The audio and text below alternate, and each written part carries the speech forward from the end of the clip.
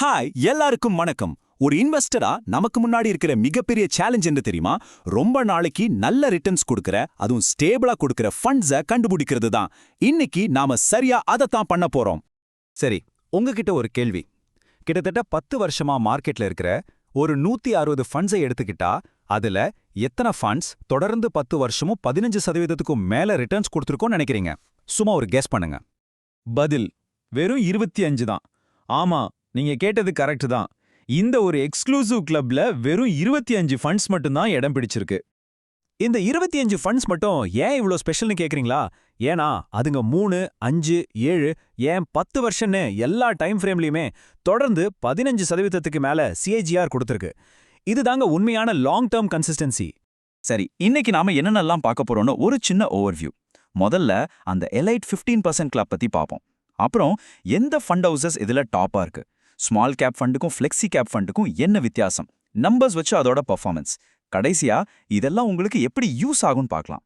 முதல்ல இந்த elite 15% club பத்தி பார்க்கலாம். இந்த ஃபண்ட்ஸை மார்க்கெட்டோட மேரத்தான் ரன்னர்ஸ்னு சொல்லலாம். ஏன்னா குறுகிய காலத்துல ஜெயிக்கிறது இல்லாம பல வருஷமா தங்களோட பெர்ஃபார்மன்ஸை நிரூபிச்சிருக்காங்க.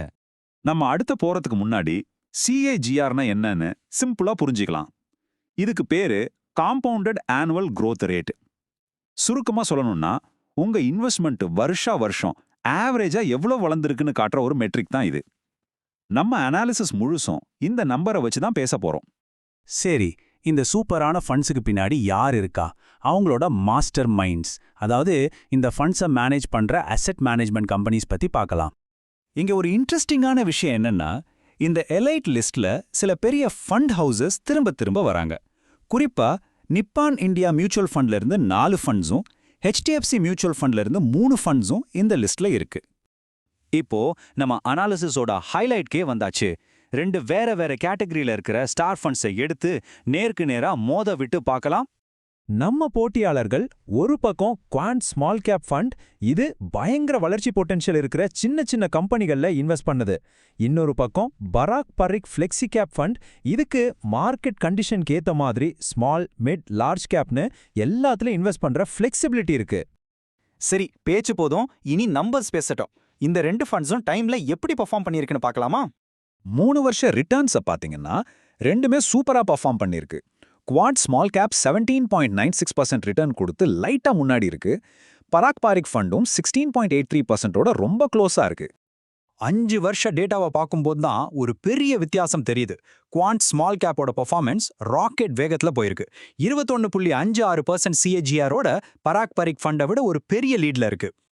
இப்போ பாருங்க, 7 வருஷத்துல குவாண்ட் ஸ்மால் கேப் ஃபண்ட் 23.71% ஒரு மிரட்டலான ரிட்டர்ன் கொடுத்து நம்ம லிஸ்ட்ல இருக்கிற எல்லா ஃபண்ட்ஸையும் விட டாப்ல இருந்திருக்கு.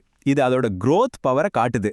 பராக் பாரிக் ஃபண்டும் 17.80% ரிட்டர்ன் கொடுத்து ரொம்ப ஸ்ட்ராங்கா இருந்திருக்கு. கடைசியா 10 வருஷம் லாங் ரன்ல பார்த்தா 2 ஃபண்ட்ஸுமே ரொம்ப ஸ்ட்ராங்கா டபுள் டிஜிட் ரிட்டர்ன்ஸை மெயின்டைன் பண்ணியிருக்கு. குவாண்ட் ஸ்மால் கேப் 17.53%, பராக் பாரிக் ஃப்ளெக்ஸி கேப் 16.74% கொடுத்துருக்கு. இதுதான் லாங் டேர்ம் கன்சிஸ்டன்சி. சரி, இவ்ளோ நம்பர்ஸ் எல்லாம் பார்த்தாச்சு. இதெல்லாம் ஒரு இன்வெஸ்டரா உங்களுக்கு என்ன சொல்ல வருது? வாங்க இந்த டேட்டாவை நமக்கான முடிவுகளா மாத்தலாம். இதுல இருந்து நம்ம கத்துக்க வேண்டிய சில முக்கியமான விஷயங்கள் இருக்கு. 1, கன்சிஸ்டன்சிங்கிறது ரொம்பவே ரேர். அதுதான் ஒரு நல்ல ஃபண்டோட அடையாளம். 2வது, ஸ்மால் கேப் ஃபண்ட்ஸ் அதிக ரிட்டர்ன்ஸ் கொடுக்கலாம், ஆனா ரிஸ்க்கும் அதிகமா இருக்கலாம். ஃப்ளெக்ஸி கேப் ஃபண்ட்ஸ் கொஞ்சம் ஸ்டேபிளான டைவர்சிஃபைட் அப்ரோச் கொடுக்கும். அதனால எது பெஸ்ட் ஃபண்ட் அப்படின்றது உங்களோட தேவை, ரிஸ்க் எடுக்கிற திறனை பொறுத்தது தான். ரொம்ப முக்கியமா ஒரு விஷயத்த மனசுல வச்சுக்கோங்க, பாஸ்ட் பர்ஃபார்மன்ஸ் என்னைக்கும் ஃபியூச்சர் ரிட்டர்ன்ஸ்க்கு கேரண்டி கிடையாது. அப்போ கேள்வி இதுதான், உங்க போர்ட்ஃபோலியோக்கு இதுல எந்த ஃபண்ட் பெஸ்ட்? இதுக்கு பதில் நீங்க தான் கண்டுபிடிக்கணும். ஏன்னா இது உங்க பணமும் உங்க எதிர்காலமும் சம்பந்தப்பட்டது. கடைசியா ஒரு முக்கியமான அட்வைஸோட முடிக்கலாம்.